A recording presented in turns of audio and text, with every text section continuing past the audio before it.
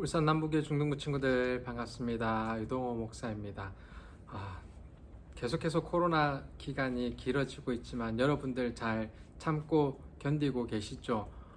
우리가 있는 곳에서 묵묵히 잘 감당하며 나아갈 때 또 이 시가 끝나고 또 좋은 소식이 우리 가운데 있을 줄 압니다.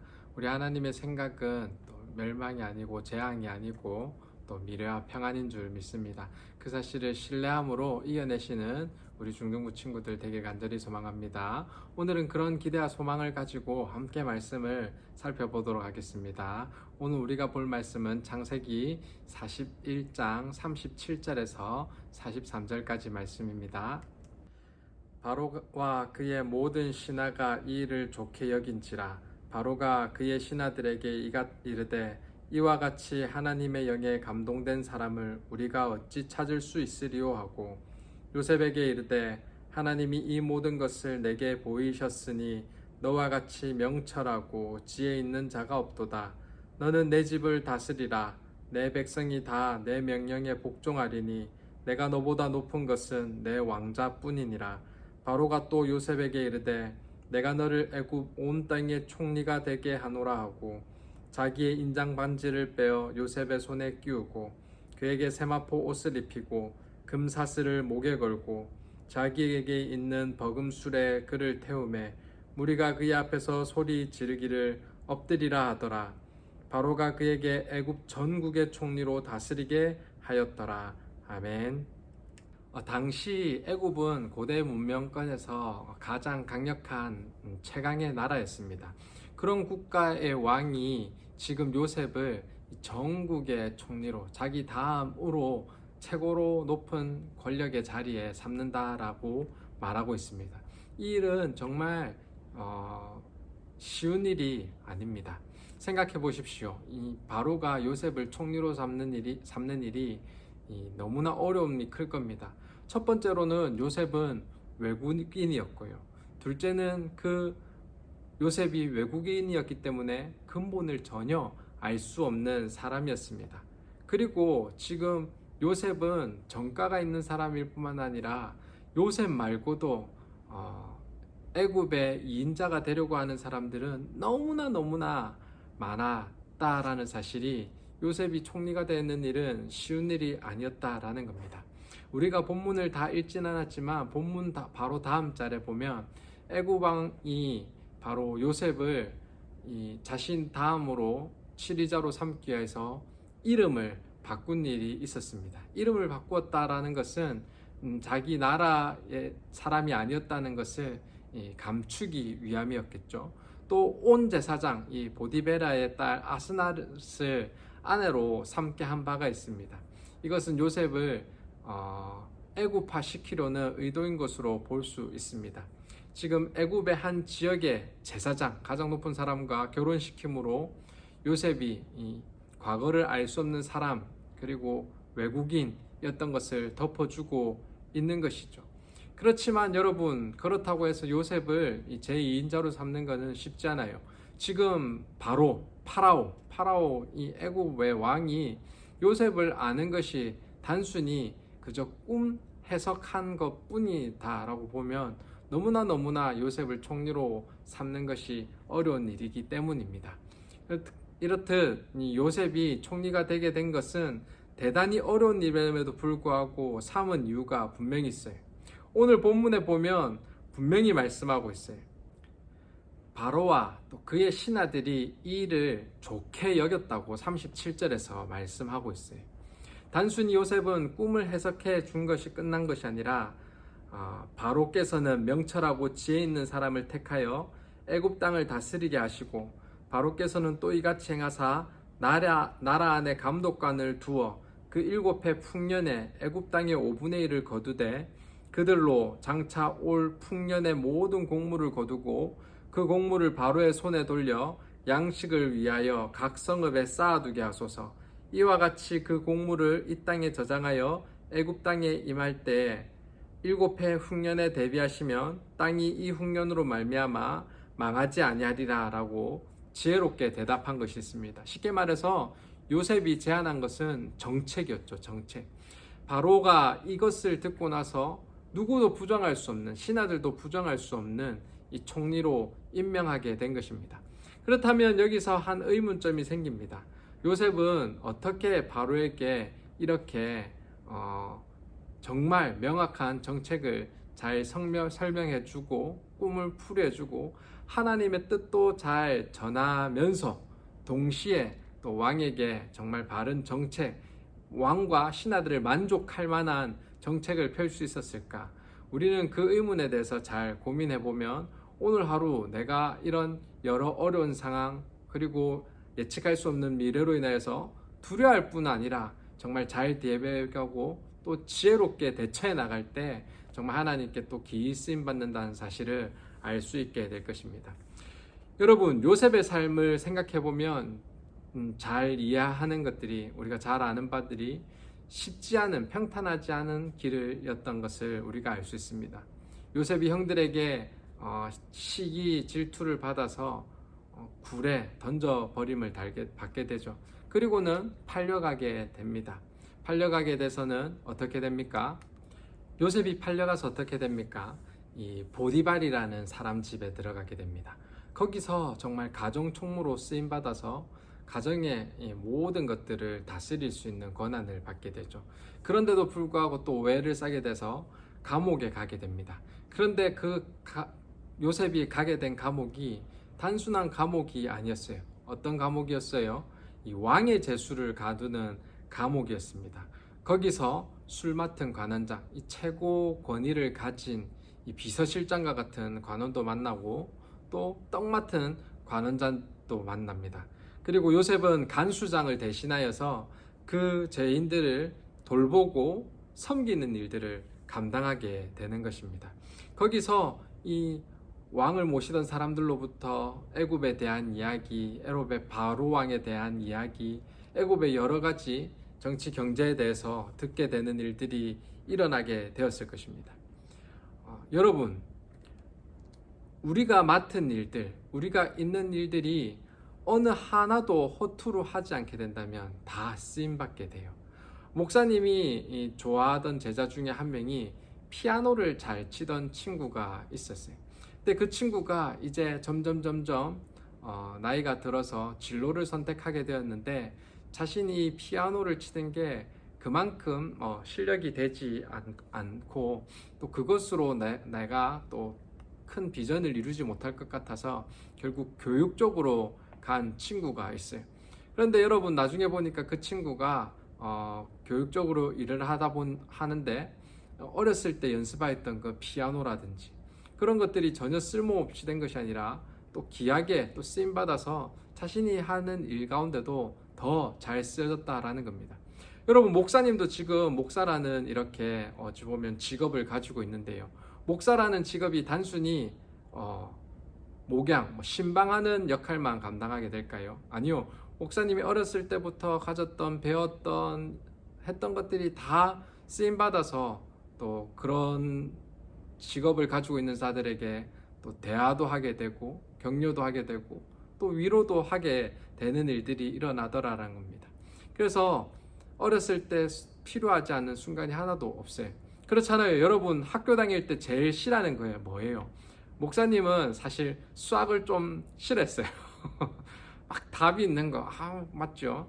그랬는데 여러분, 이 수학이 싫은 이유 중에, 목사님 어렸을 때 싫은 이유 중에 하나가 뭐였냐면, 내가 대학교 가서 수학과를 갈 것도 아닌데 왜 내가 지금 미분적분을 해야 돼?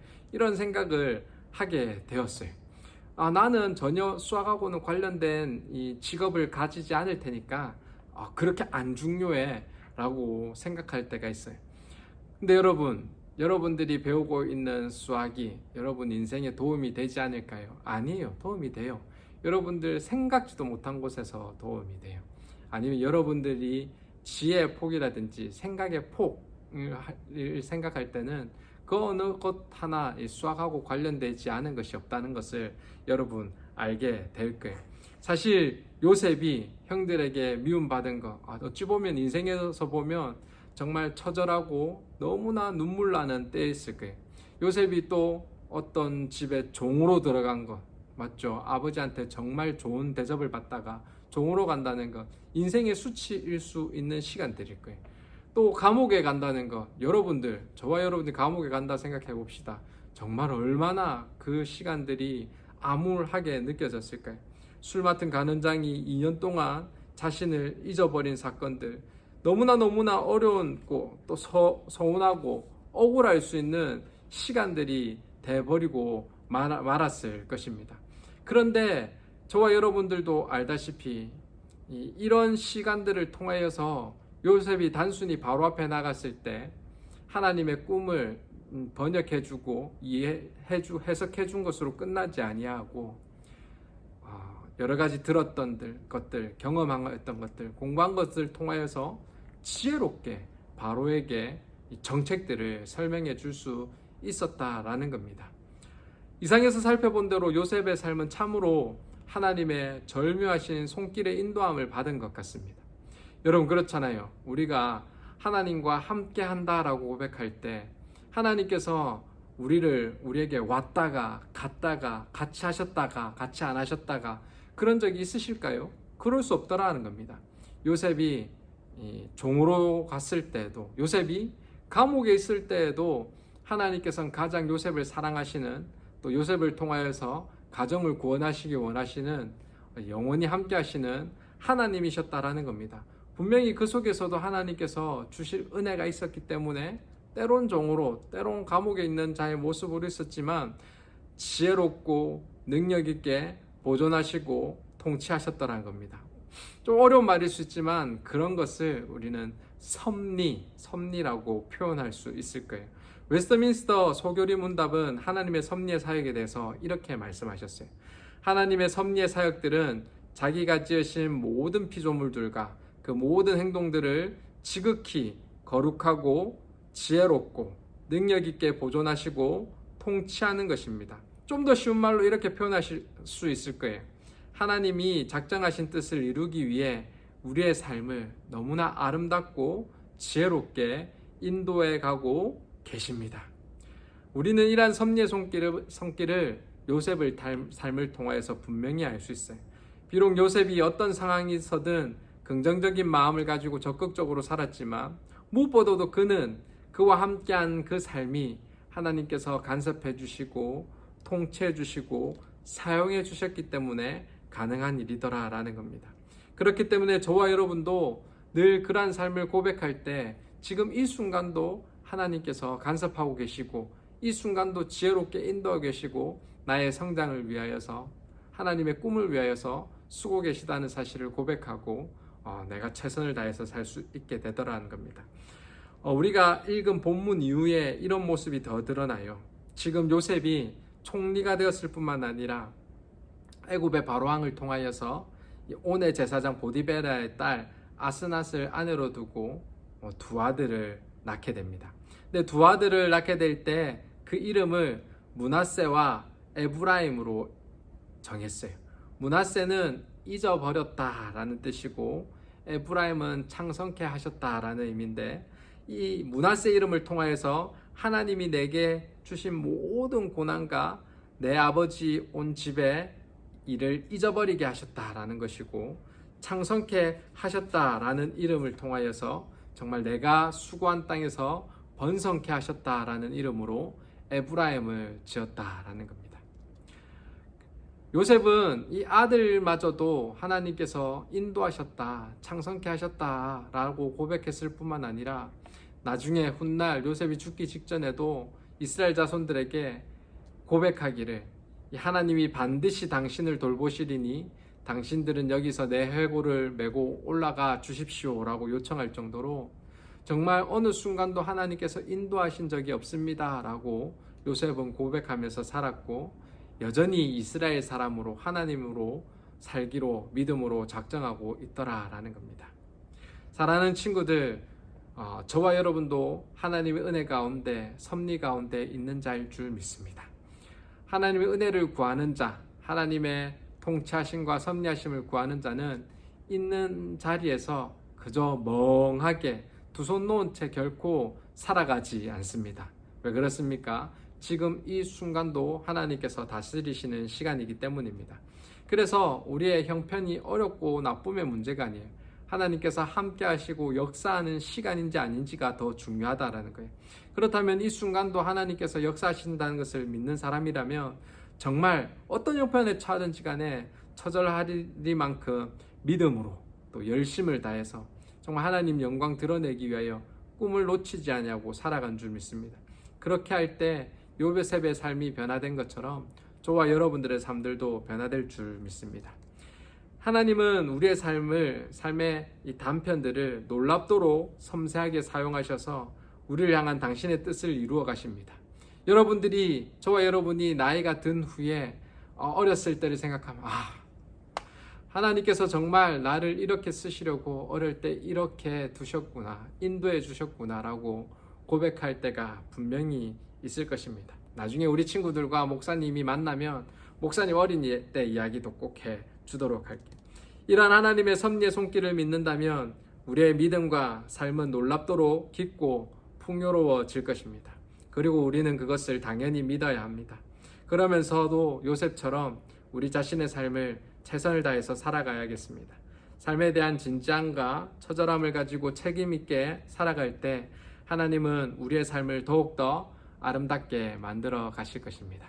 그런 아름다운 삶을 기대하는 또 오늘 하루도 열심히 살아가는 저와 우리 친구들 다 되시길 간절히 소망합니다. 아멘. 하나님 아버지, 하나님께서 우리네 인생을 귀하고 선하게 인도하심을 이 시간 믿음으로 고백하게 하여 주시니 너무나 감사드립니다. 오늘 말씀을 통하여서 또 요셉이 정말 바로 왕 앞에서 하나님의 꿈을 해석할 뿐만 아니라 또 여러 가지 정책들을 내올 수 있는 지혜가 하나님께서 인도하시고 또 복 주시고 또 간섭하여 주신 결과물임을 이 시간 고백하며 나아갑니다. 여전히 요셉이 총리 자리에 있음에도 불구하고 아들의 이름을 통하여서 그의 유언을 통하여서 하나님의 사람, 하나님의 인도하시는 것들을 기대하고 나아간 것처럼 저희들도 상황과 여건에 휩쓸려가는 자가 되는 것이 아니라 정말 하나님께서 인도하심에 변화되어 가는 삶들을 살아 누릴 수 있도록 주님 축복하여 주시옵소서. 학업에 집중하도록 은혜 다하여 주시고 여러 또 앞의 진로를 향하여서 최선을 다해서 감당할 수 있는 우리 중등부 친구들 되게 하여 주시옵소서. 특별히 이 시간 우리 중3 친구들을 위하여서 기도합니다. 고등학교 입학을 준비하면서 여러 가지 걱정과 염려가 있을 터이온데 도리어 그 걱정과 염려는 하나님께 맡겨드리고 또 지금 내가 할 수 있는 곳에서부터 최선을 다하여서 또 한 문제 한 걸음 한 사랑 한 사랑 더 할 수 있는 저희들 되게 하여 주시옵소서. 주님만 의지하고 예수님 이름으로 기도드립니다. 아멘.